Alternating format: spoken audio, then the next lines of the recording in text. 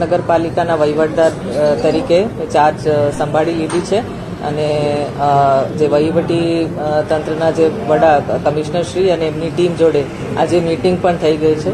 ખૂબ સારી રીતે અહીંયા કામગીરી જનતા માટે આ તબક્કે જ્યારે ચૂંટાયેલ બોડી નથી એ બધાના સહકારથી ખૂબ સારી રીતે આપણે કરી શકશું. રાજકોટની જનતા માટે મને કોન્ફિડન્સ છે.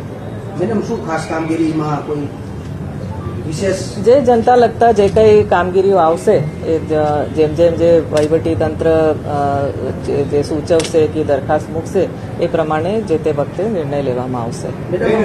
સાંઢિયા પુલ બ્રિજનું કામ હવે પૂર્ણ થવાની તૈયારીમાં છે. ચૂંટણી પહેલા જ ખુલ્લો મૂકવામાં આવશે, કઈ રીતે આ તમામ? એ તો ઇન્ડિવિજ્યુઅલ કામો માટે હું અત્યારે કોમેન્ટ નહીં કરી શકું, પણ જેમ જેમ જે જરૂરિયાત લાગે એ પ્રમાણે તંત્ર સાથે જે ડ્યુ પ્રોસિજર મુજબ એ કામગીરીઓ કરવામાં આવશે. મેડમ, જંગલેશ્વરમાં મોટું ડિમોલિશન છે, રોડ બનાવવાની વાત થાય છે પણ હજી સુધી કામ શરૂ થયું નથી, ક્યારે થશે?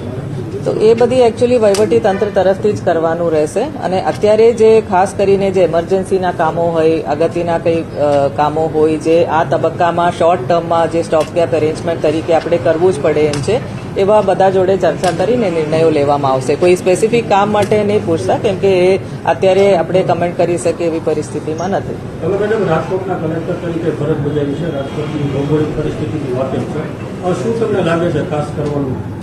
નહીં, જે બેસિક પબ્લિક યુટિલિટીઝ જે છે, આપણે પાણીની સેવાઓ, રોડ રસ્તાઓ છે, સફાઈ છે, એ બધી જે ઇમ્પોર્ટન્ટ પબ્લિક સર્વિસીસ છે, જનતાને કંઈ જે અસુવિધા ના થાય એના માટે અમે પૂર્વ ધ્યાન રાખશું.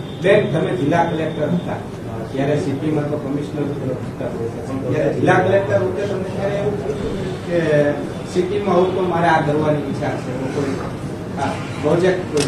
ત્યારે પણ અને આજે પણ ખૂબ સારી રીતે, આજે તો હું શહેરી વિકાસ વિભાગમાં પણ છું અને રાજકોટ કોર્પોરેશનમાં જે કમિશનરની એમની ટીમ જે કામ કરે છે હું ડેઇલી જોઉં છું ત્યાંથી, અને ખૂબ સારી રીતે અને ખૂબ સિન્સિયરલી અહીંયા કામ થઈ રહ્યું છે અને મને ખૂબ કોન્ફિડન્સ છે આ રીતે જ આ તબક્કામાં પણ કામગીરી એ રીતે પબ્લિકને સાથે રાખીને બધા સાથે રાખીને ચાલશે. Okay, thank you.